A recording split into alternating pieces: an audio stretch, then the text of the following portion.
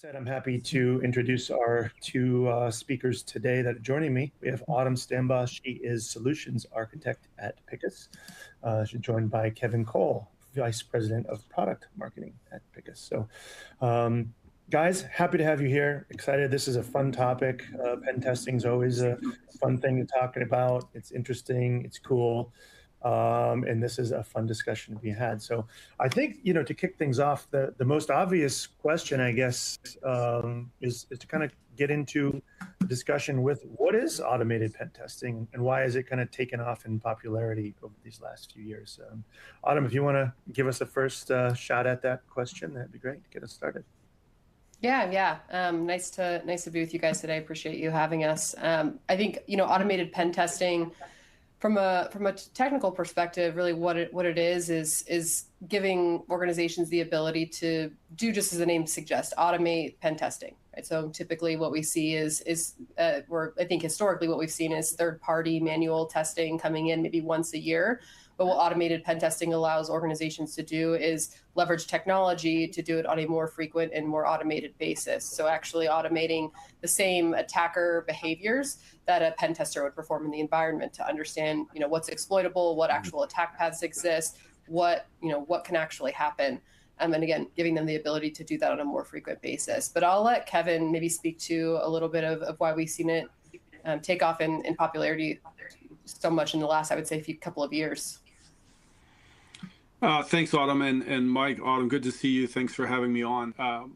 I see this, and you'd probably agree, Autumn, I see it really as a natural evolution of our security practices. I think it's not surprising that the manual, scheduled, periodic penetration test gave way to something else. And we know that there are lots of organizations that are still running expert-led manual pen tests, and I think that's great. I see these as complementary. So you may want to have an expert on your team. You may want to do a paid engagement with an outside group, but you want to complement it with these tools. And so I think they've really helped organizations keep pace. Last year, there was something like 135 new CVEs every single day.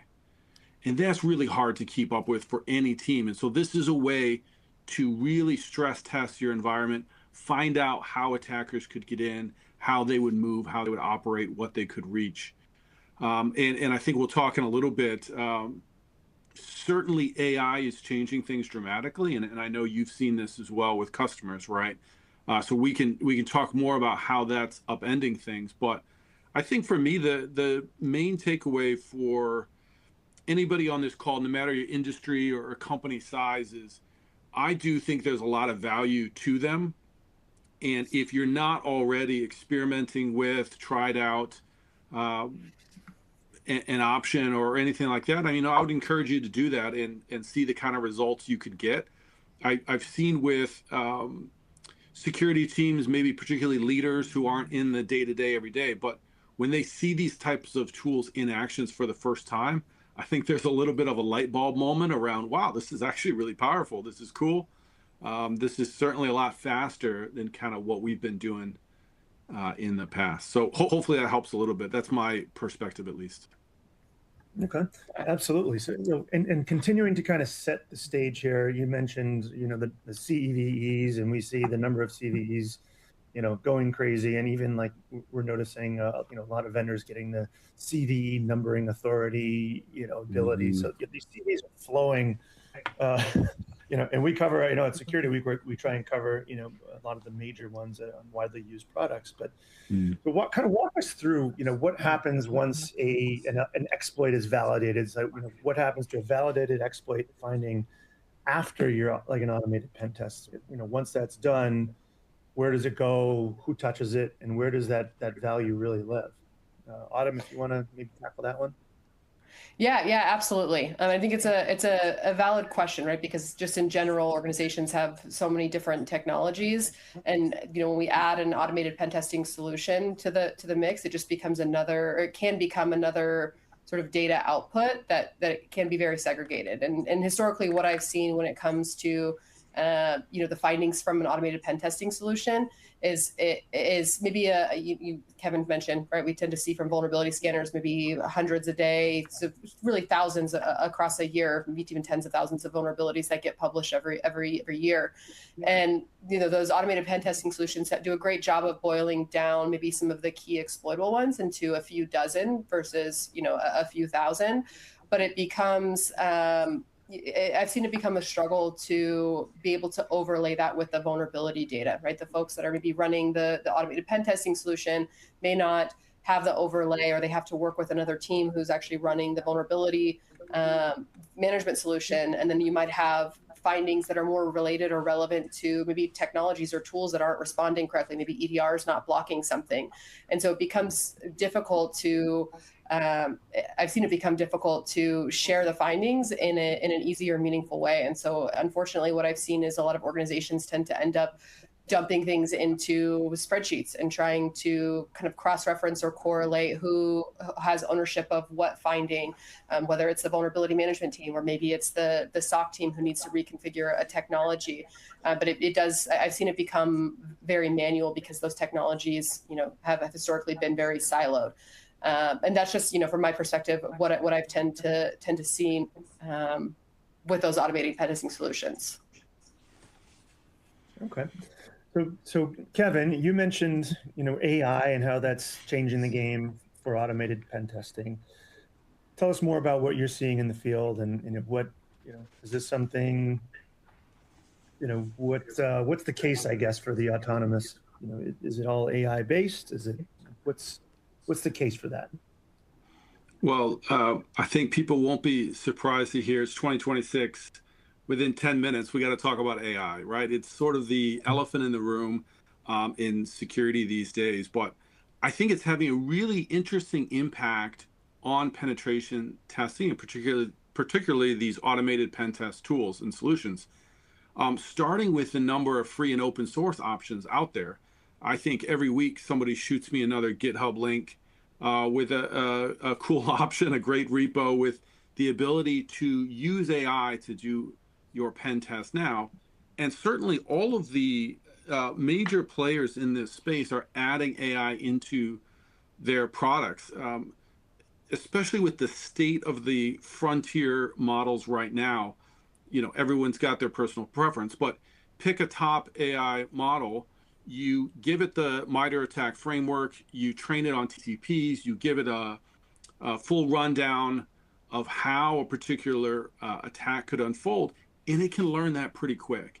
And so what we're seeing, whether if it's with a commercial or enterprise tool or it's an open source project, we're seeing customers start to dip their toes in with this and see how much faster AI can run these. And it's really starting to change the dynamics around the ability to cycle through much faster, try different kinds of things much more easily, much more quickly, especially if you're at an organization that maybe doesn't have as large of a team. You might not have the full expertise that you want. And so being able to add AI to the mix can help you go further and faster.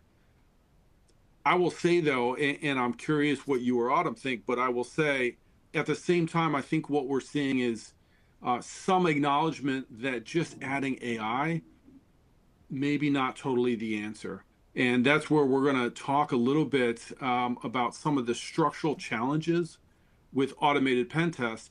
And in those cases, just adding AI doesn't really change the equation that much. It lets you go faster for what a pen test is, but it can't make it into something it's not already. And I think that's the feedback we're getting from enterprises globally is, okay, the AI features are cool. They're still limiting me in certain areas that I think we can dig into. Okay. Yeah, so having a human in the loop is still an important part of the equation, I'm hearing. Yeah. So Autumn, as a solutions architect, or what do you hear from customers about the limits of pen testing, whether it's agentic or just traditional automated pen testing? Yeah, I mean, I think at the origination of automated pen testing, the intention was to go faster or maybe more frequently than the traditional pen testing. And to Kevin's point, with the introduction of AI, that gets expedited even further, so we can go even faster than maybe the more algorithmic based engines of the past. So most automated pen testing solutions are starting to incorporate AI to increase the speed, but we're still, with an automated pen testing solution, there's still gaps in visibility or gaps in what they can actually cover, right? They're not able to dig into, what our tools and controls are actually doing. They're not necessarily able to, dig into the detections and things that the SOC are relying on to prevent an attack. They can perform the attacker actions, but they can't give that sort of visibility. So there's a lot of layers that they're missing. Additionally, right, at the root of automated pen testing, safety is, every solution I've seen, safety is really at the forefront of what those solutions offer.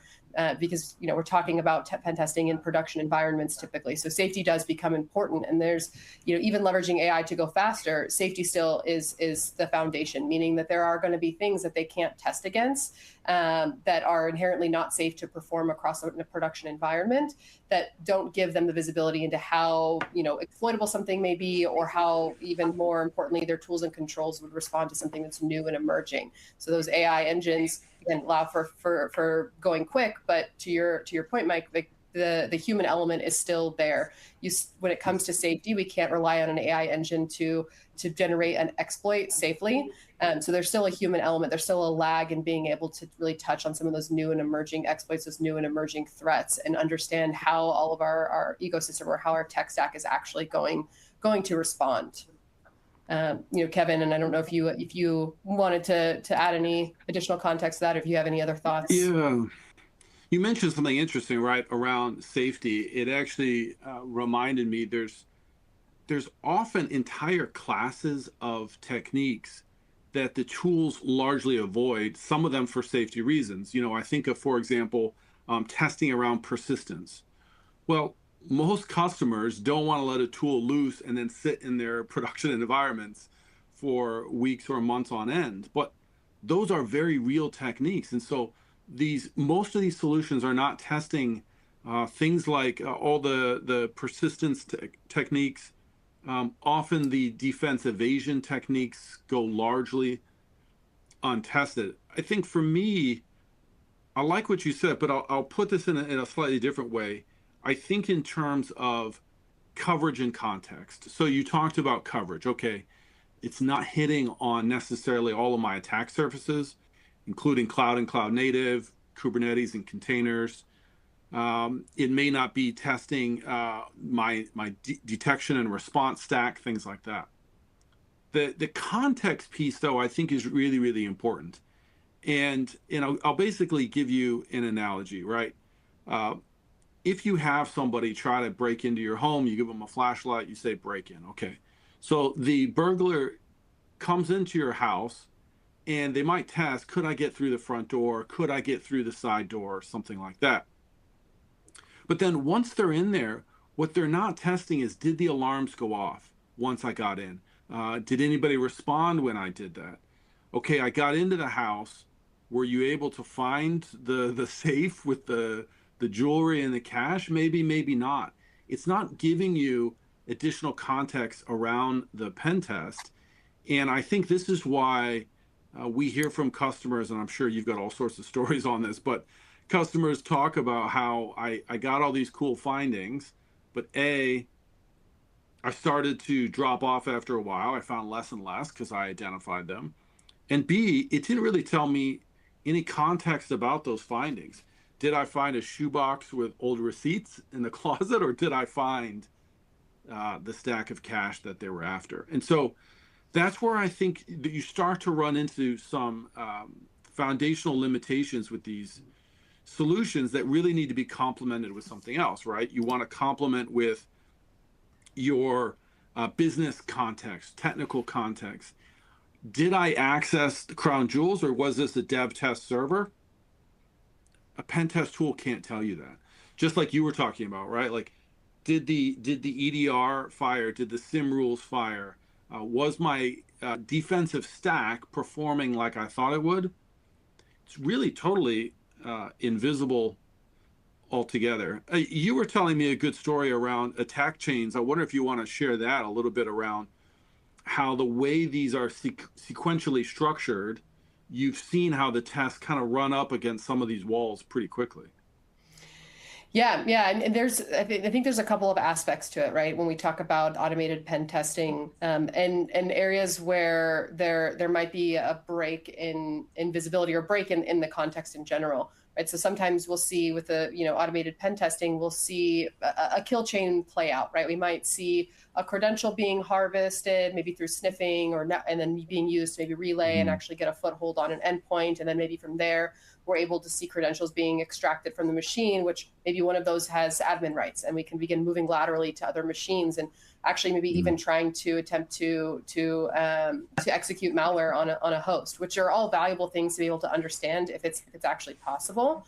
But one of the things that we lose visibility on is how our controls respond within each of those steps. It can become a very manual process for the SOC team to go and understand if they're even involved in that sort of testing. I think that's important to note because some teams might silo that sort of testing. So it can be difficult for the SOC team to really understand how did their controls that they're responsible for, how did they respond to all of those individual actions that occurred, and did the detections fire appropriately? Were there alerts being fired off? And then I think there's another aspect to it too, that automated pen testing can only go so far. So for example, let's say to the point of that example that I've actually seen in the real world, we're able to, let's say, launch or attempt to execute a malware file, but our EDR does do its job and it blocks the execution of that file. That's incredibly meaningful, and it's important to be able to test that and understand that.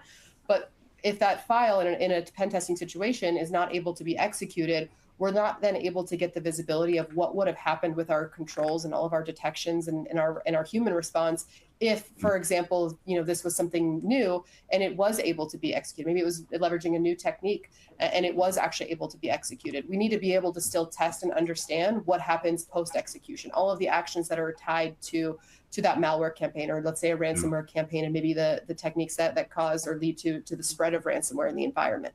We still want to be able to understand at a very granular level how our controls are going to respond. So when that new malware, new ransomware attack hits, we still know that maybe the technique that's leveraged for the initial drop and execution isn't prevented, but all of the known actions post that are still being detected and potentially being blocked by our controls. So there's a level of granularity that you can't quite get when we're just doing automated pen testing. Again, very valuable to have that perspective, but there's a level of granularity that you just can't get if that's all we're doing, right?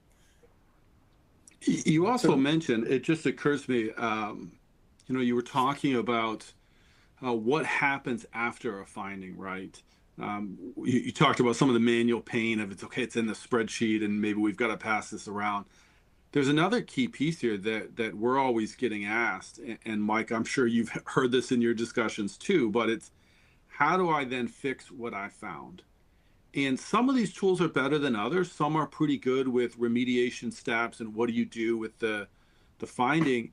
There's one thing they're always going to struggle with, and it's compensating controls. So is there a mitigation I can put into place? I want to patch this. We have a huge backlog. It's going to take a while. I can't get to it right now. But is there something I can do now with a policy, a tweak, a rule that's going to keep me safe in the meantime until I can do more of a root cause fix? Without the context of how my security controls are working, what's effective, what's not, what's in place, an automated pen testing tool really doesn't have much to offer there. And that's where we get questions every day around, okay, well, what's next? What else can I do, sort of thing. Yeah, I mean, so, I hate to do this, but the journalist side of me has to ask this question. It's kind of awkward, but you guys do sell an automated pen testing tool? I think that's a fair question. I'm glad you asked it. And the answer, absolutely, yes. Picus does have one. Here's the difference, though.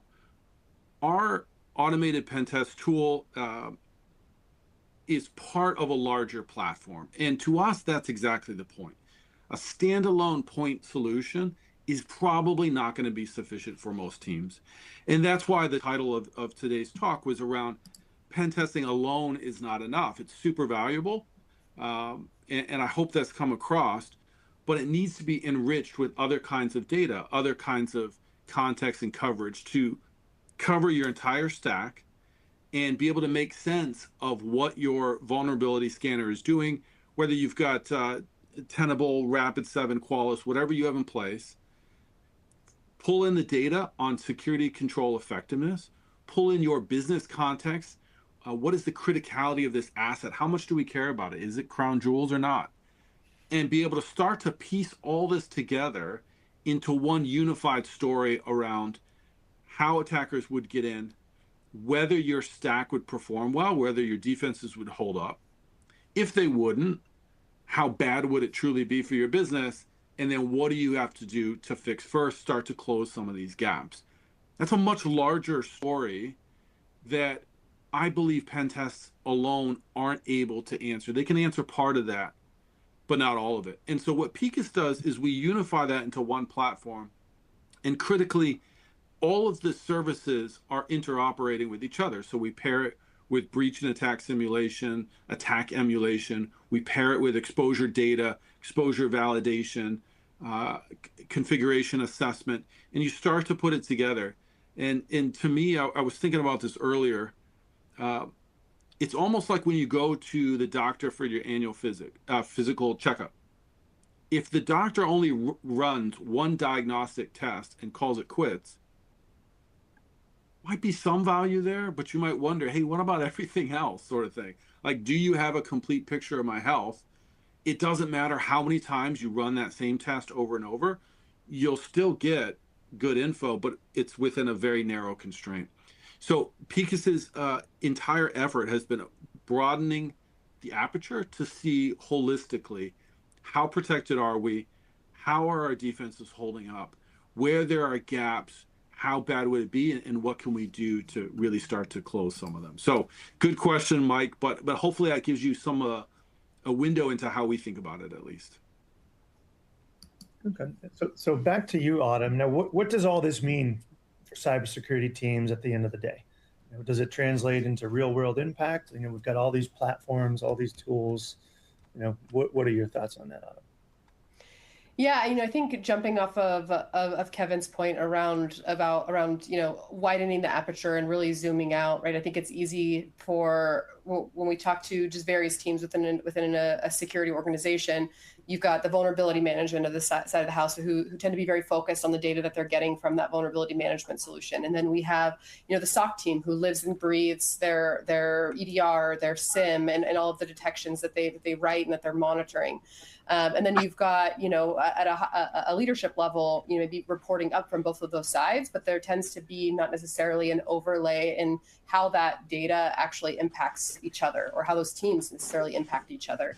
And so what we see by again widening that aperture, as Kevin said, which I think is a great way to put it, is that we're able to take that really meaningful vulnerability data that we see from the vulnerability management team. We're able to take the data that they may be getting from the automated pen testing solution around what's actually exploitable, what attack paths exist, but also take the data that the SOC team really cares about, which is how did my EDR respond? Did it prevent? Did my SIM detection actually fire? Are there alerts going off based off of adversarial activity or behaviors?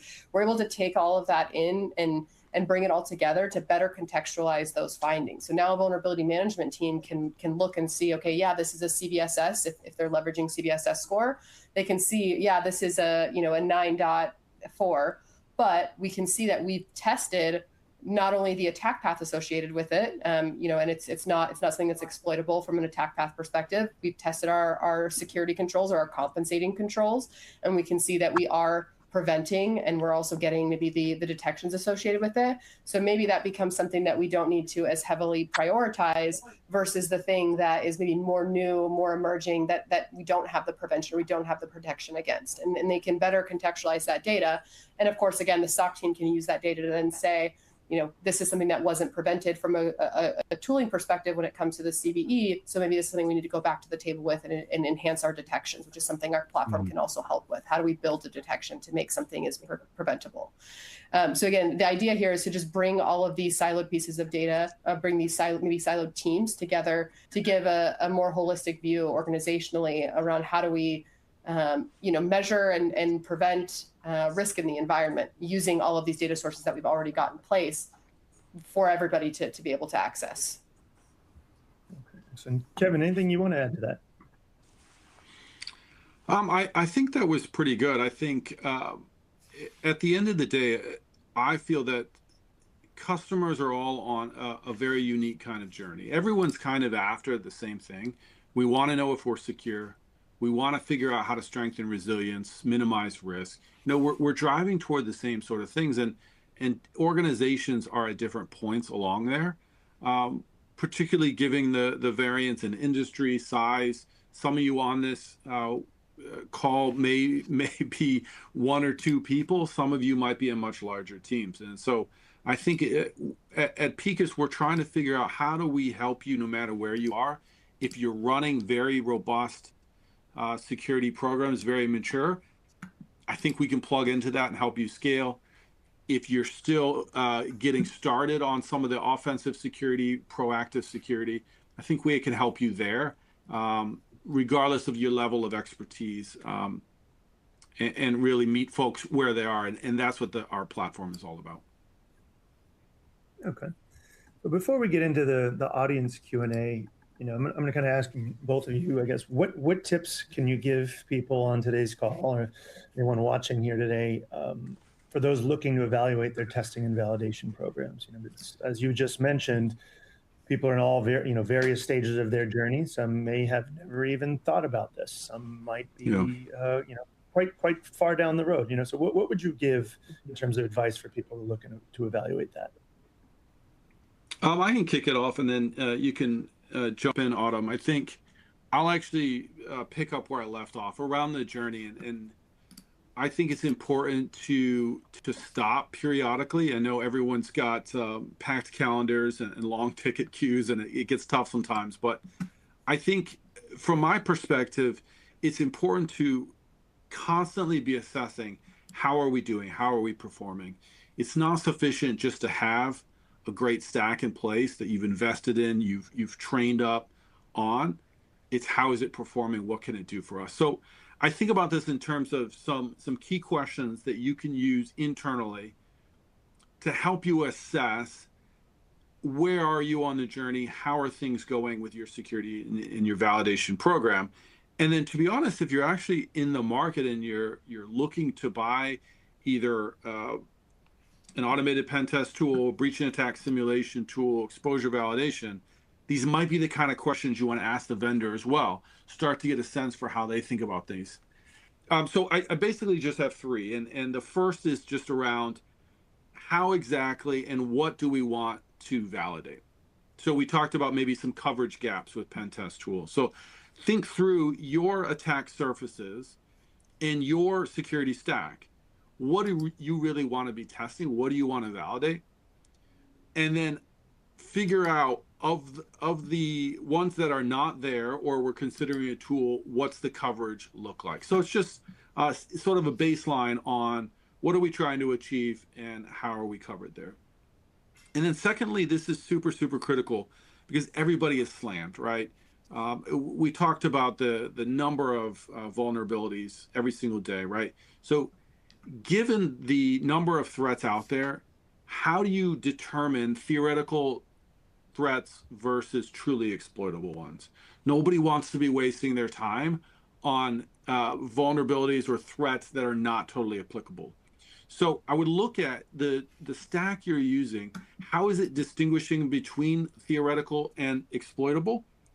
And then how are you using your security controls, your live ones, to measure effectiveness, to get the data to improve and see where things are going well, and truthfully see where things are not going super well. And then I would say the last one is just around your security stack and your ecosystem. So how are you taking all of the findings normalizing, correlating, extrapolating? How are you putting it all together?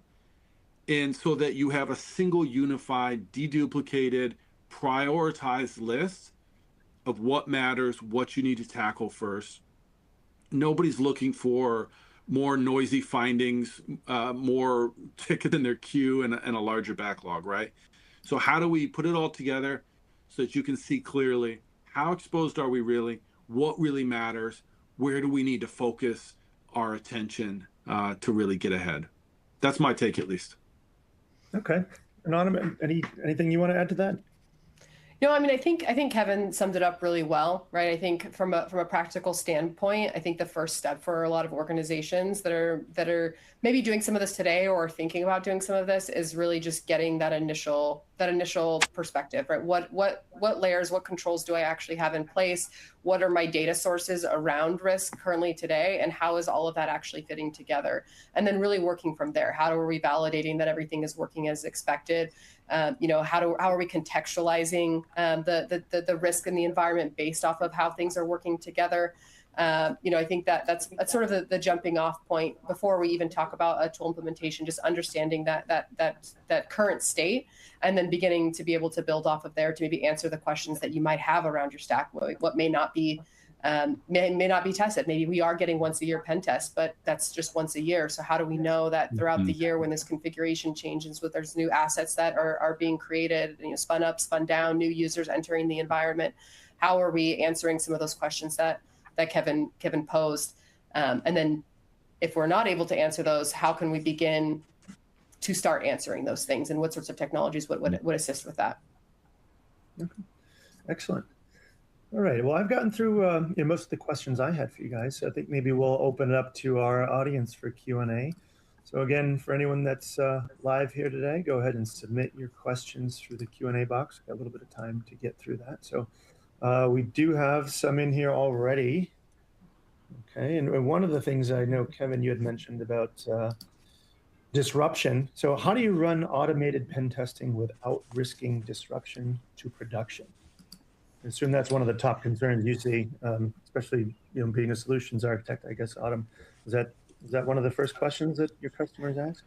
Yeah, it's actually probably the number one question that gets asked when we start to talk about automated pen testing, because you hear pen testing and you hear adversarial emulation, and it is inherently kind of scary, right? Because there is a potential risk when we talk about attacker behaviors, because some of those attacks are designed to cause disruption or cause harm in the environment. And so when we really talk about an automated pen testing solution, I mentioned this earlier, but safety becomes sort of the foundation of everything that gets incorporated. So there's a lot of research that goes into what actually gets incorporated to a pen testing technology before being pushed out to utilization by customers. And so there's a lot of reverse engineering and building things to be in a safe to be done in a safe way. But as I also mentioned, right, there's an aspect to things where an automated pen testing solution just may not perform some things because of safety, and that's where you can overlay other sorts of testing, be security control testing against actions more atomically. But I think it also becomes about prioritization of the assets and what you actually want to test, and being really targeted in that way, and knowing what it is important to test. But when it comes to disruption, that is, again, the thing that's on the top of mind for any tool that is performing automated pen testing is, how do we ensure this is done safely? So that is baked into the technology, being able to run against a production environment safely without causing harm or disruption. There's actually, I'll just add on to that real quick. There's actually something customers love inside the Picus platform is when you run a test, simulation, emulation, any part of our platform you're using, we expose all the detailed steps of what we're doing. And you can see on a very granular basis what was executed, where, when, why, how, what was the result. So it's a fully transparent platform. It's not closed off and sort of nebulous, and you wonder, okay, I ran this thing. What did it actually do? It told me I was exposed or not exposed, but I don't really see behind the scenes. So just unveiling that, we don't feel there's any reason to hide that, and it helps teams a lot to just really see the full rundown in detail. Okay, Excellent. Thanks for that, Kevin. All right, we got a few more questions are coming in here. Okay. Juan is asking, where do we start? Validation, BAS, breach attack simulation, or exposure? Any particular, I would assume it maybe varies depending on your organization, but do you guys have any thoughts on that? Yeah, I mean, I'm happy to jump in on that, right? I think it does. I think it can depend on the organization. But I think as a jumping off point, maybe getting the initial exposure, right? Bringing in all of the data together, it can be a good starting point, so that you have that sort of holistic visibility of all the vulnerabilities that exist on assets, maybe broken out by specific business units or scopes, and then being able to understand the areas where there's risk in assets. Maybe the EDR agent isn't deployed, or we've got users that haven't logged in. So just bringing everything together to first understand how we sit or what everything looks like, and then layering in that maybe the security control validation. How are my tools and controls actually responding? Being able to do that sort of testing to then contextualize that exposure data. What vulnerabilities should be prioritized based on how our tools and controls are responding. And then from there, I think layering in the automated pen testing only goes and provides further context around what attack paths actually exist. We've got our controls and our tools working as we expect, but what does the environment look like from a lateral movement or an attack spreading perspective, and being able to then also layer that in to the contextualization of exposures within the environment. Okay. And one while we're at this, same viewer is asking, do you use an out of production test environment and integrate controls? Do you use an out of production test environment? So I think it depends, right? When we're talking about attack path testing, so that automated pen testing perspective, the intention here is to understand how an attacker could actually move about in the environment. So in that scenario, the recommendation would be to let's run in the actual environment, which is why I talked a lot about safety. That's sort of inherent to the automated pen testing perspective. We want to test in the production settings so that we can really truly understand what would happen if this machine were compromised, or if this user were compromised. What would that spread actually look like? When we talk about security control testing, we don't necessarily need to be testing against all of the production systems, but we do want to test on a system that represents the production systems, that sits sort of maybe alongside the production systems, so that we get an understanding of how the tools and controls, maybe even the network firewall controls, are actually responding to the adversarial behaviors. Again, in that context, we don't need to touch everything, but we want to validate that everything that's configured when it comes to our tech stack is working as expected. Okay. Thank you, Autumn. All right. Okay. Mateus is asking, how do you think the CTEM, the Continuous Threat Exposure Model framework, connects to an automated pen testing strategy? I can take that one. I think there's a really nice fit here, right? Just starting with the C in CTEM, and I'm sorry if this is too obvious, but the continuous nature of it, I think, is super important. And that's what an automated pen test solution can help you get to. You can run this much more regularly than a traditional pen test, especially if you don't have in-house expertise and need to outsource it. It's also really good at the discovery phase of the Gartner CTEM cycle, right? You're trying to understand, where am I vulnerable? Where am I exposed? Where are there gaps? And I think where the Picus approach differs is connecting that to the larger cycle, particularly around validation, prioritization, mobilization, some of these things. Okay, we've understood we have this gap here. We saw lateral movement here. This is the attack path, right? So you understand that, but then you need to understand all the stuff we've been talking about. How did your EDR perform? How did your firewall perform? Those sort of things to validate. And from that, really come up with a great prioritization strategy and then mobilize, right? It's not enough to just stop at finding things. You got to fix them too. And the one thing I hear over and over from customers about Picus, we have vendor-specific mitigations, one-click mitigations. We tell you exactly, for example, what you need to paste in. Just copy it out or just click it if it's integrated. Super specific ways to take action on what you find. And I think that's a key part of CTEM in my view. Okay, excellent. All right, diving into a couple more questions here. Talking red teaming here. Our red team and VM team don't share data or tools. Probably not the only company. Do you have tips for overcoming this disconnect? I'm happy I'll to let jump in you- on that. Okay, thanks, Autumn. Yeah. So I think this speaks a lot to the exposure validation piece that Kevin has mentioned a lot, right? It's not atypical to see the red team, the VM team, the SOC team leveraging different technologies that are specific to their role or to their function. And that's really where the CTEM framework in general, and then, if we're talking Picus more specifically, the exposure validation component of the platform really brings all of this together. So we're bringing in the vulnerability data, we're bringing in, the detection data for the SOC team, we're bringing in the red team, pen testing type scenarios that show attack path and lateral movement within the environment. We're bringing all of that together to better contextualize the data at a baseline to show this is how everything is working together, and this is where we should focus on risk. So, I think it's a really good question. It's an important question because we do have so many silos in these different tools targeted at different teams. And really what we're trying to do is bring all of that data together to paint a better picture, not just for the users of that data, the people that are living in that data, but also above, being able to report up to the CISO who's asking, are we protected against XYZ newest threat or newest exploit, and being able to show we are, because our security controls are preventing it, are actively preventing it, and we've tested from an attack path perspective that it doesn't lead to any sort of lateral movement or compromise within the environment.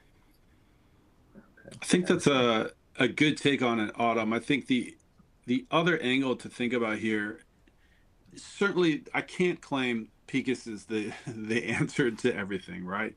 Organizational silos are always a challenge for teams. They're doing very different work, different goals, measurements, tools, and all that. I think one of the interesting things, if you get a demo, we're happy to show you this, but Picus inside the platform will show you a lot of different views on the same thing. So depending on what team you're on and how you think and what you're interested in, you can get at the same information from a variety of ways, including a way to see goal-oriented, sort of a plan-based perspective. What are you trying to achieve? And how are you achieving that or performing over time? And so if you're on a team whose primary goal is, I would like to just block more, all right, let's track that. Let's see, we can build a dashboard, a report on that, and you can all align around that. If your priority is slightly different, again, easy to create that, set that up for you. And so I think that's why Picus has been successful with different teams, is because they can all get something out of it, but they're all looking fundamentally at the same data, presented different ways, presented in a way that makes sense to them and their work and what they have to do on a daily basis. All right, thanks for that additional context, Kevin. Speaking of teams, this is a good follow-up question here. Does this only work for large enterprises, or can small security teams actually, do all these things that we're talking about today? I can give a quick answer to this. I mean, for me, absolutely. I think it works for all sizes. So that unified approach to exposure validation, attack simulation, and automated pen testing, I think it has value for everybody.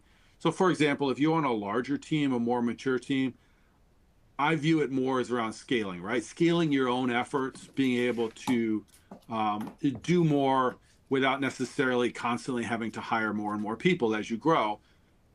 Conversely, if you're on a smaller team, it's just adding the expertise that you maybe don't have or can't afford. I've been at very small organizations. I've been at very large ones. I think everybody gets value out of this, and that's why you'll see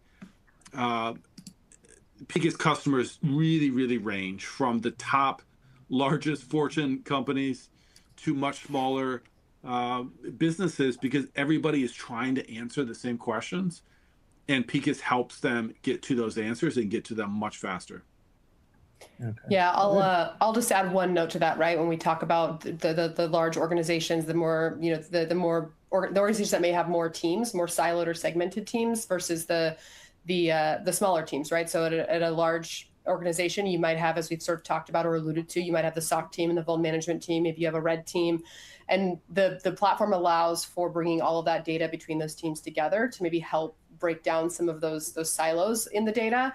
But I would say for a small team, what it also allows is for bringing it all together in one place. Because a lot of times what we might see from a small team is that, there might be one person or a couple of people doing all of this, right? They might be responsible for managing the detection and response, but they also might be running the vulnerability management side of the house as well. And so it allows them to bring everything together in one platform to I think more easily contextualize and leverage the data versus having to, jump back and forth with vulnerability and then change your mindset or change the hat into a SOC analyst and do that. That's sort of, I guess, like I said, just jumping back and forth, it brings it all in one house.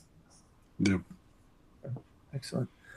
All right, we got another question that's looks like 3 questions at once. So I'll try and break it down into components here. Vinny is asking, when conducting automated penetration testing, a large number of findings are identified and subsequently remediated. However, during subsequent simulation runs, the tool typically executes the same attack scenarios and techniques as before. Given this, what measurable differences or improvements should be expected in the results of subsequent assessments? All right, a little bit of a long question. If you guys need me to repeat it, I can do that. Otherwise, either one of you would love to have a stab at it. Yeah, I don't mind jumping in on that because that's something that I've seen quite a bit, right? Is that we run, when it comes to automated pen testing solutions alone, we run the test and we see maybe a bunch of findings right off the bat.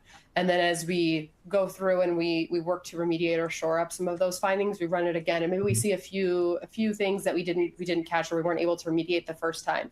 But over time, we tend to see a drop in the number of findings, which certainly isn't a bad thing, right? That's sort of the intention when we talk about automated pen testing, is to start to reduce the findings to a point where maybe we're not really seeing anything new. And again, that's not a bad thing, because it means that we are keeping a constant state of security when it comes to the ability for an attacker to move about in the environment. The intention here is to continue that testing so that we always know that that is the state of the environment. And if something skews or something changes, we can then address it. So, there's meaningfulness in that, right? And the fact that we're not getting a ton of findings anymore when we're running, it's not a bad thing.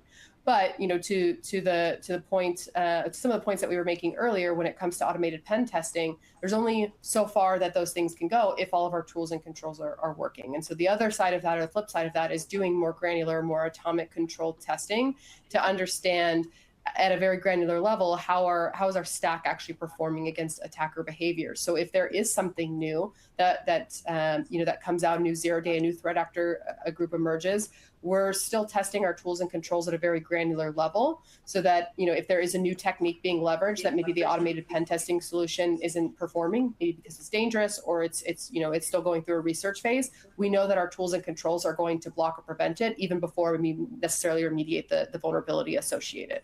I'm not sure if that answered the question, but I wanted to take initial stab at it, and it was a meaty question. Okay. Yeah. Okay. Yeah. I think you did. And there was a second part, which was, given this, what would measurable differences or improvements? Oh no. Okay. Sorry. Additionally, how do remediation efforts impact the outcome of future simulations, which you kind of touched on already? And what key indicators should be used to validate an actual improvement in the organization's security posture? There's certain benchmarks that you guys can use to measure a test that was done at one point and then down the road. Like, how, I guess they're asking for, what are the key indicators that should be used to validate an actual improvement? Are there key indicators? Yeah, a couple thoughts on this one. I like the question, Autumn, you can flesh this out, but I think one, I'm glad you asked this, because you hit on something I think is super essential, right? And it's around revalidation after closure. So, okay, we found a gap, we closed the gap. Now let's prove that it's actually closed, instead of just assuming that, okay, we put such and such into place, or we've applied this, we've implemented this new rule or policy. So that continuous cycle, sort of to the earlier discussion around CTEM, I think it's absolutely critical. And Picus makes that dead simple to just rerun, confirm, And then if you want to track it over time, I think there's a few different ways to do this. One of the ones that I find super compelling is what we call the Picus score. And it's just an exposure score based on your environment, your business, your actual real life context. It's not theoretical. And so we know there's other scores out there. Everybody's got one. But this one is super tailored to your business, and it's customizable. You can sort of tweak the parameters based on what you care about, but you could track your exposure score over time and say, okay, this is working. This didn't quite work. We implemented this. Let's see how that changes the equation to really understand our risk, and crucially, understand our risk in context for what we actually care about, what matters most to our business. Okay. Yeah, and I know on our side, again, on the media side of things, it's not unheard of for patches to be incomplete or faulty and not completely address certain things. I would assume that a lot of IT teams, security teams go on, they run their patches, they think everything's just fine, but all of a sudden a few days later you realize actually you get a note from vendor A, whether it's Microsoft, or you never know that this was a faulty patch, or it didn't work on versions of Windows XXX or whatever. We've seen that a lot. So I would assume that these post remediation efforts are important to see, did they actually remediate the issue? So I think that's a great question. Mike, I think what you're getting at is something core to security right now, is just how much we are forced to rely on assumptions and guesswork. We think the patch worked. We think the stack is going to hold up under pressure. And so we're constantly looking at how can Picus move you away from that sort of posture to a posture where you have the confidence and the certainty that I know I'm protected. Doesn't matter, a new threat hits the headline tomorrow. I have a way forward to understand what it means to my business. How secure are we?